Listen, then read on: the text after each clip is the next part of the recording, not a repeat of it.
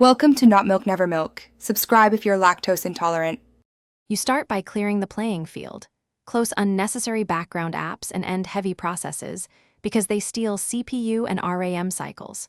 Once done, update your GPU drivers with the vendor utility to ensure optimal frame pacing and bug fixes. Next, set power to high performance so the CPU and GPU run at full clocks. Make sure thermal limits won't throttle them. These first steps reduce resource contention and eliminate common causes of sudden stutter, allowing subsequent tweaks to be effective. Once prerequisites are set, focus on in-game and system tuning to stabilize frame times.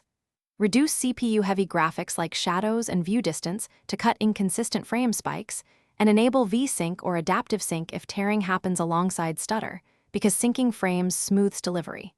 Then, adjust process priority or CPU affinity so the game gets dedicated cores, which prevents background tasks from preempting game threads.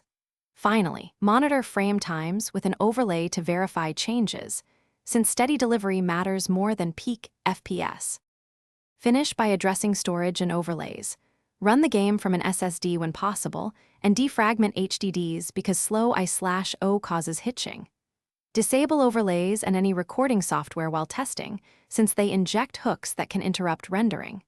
If stutter persists, inspect hardware. Test RAM for errors and monitor GPU/CPU temps to rule out thermal throttling.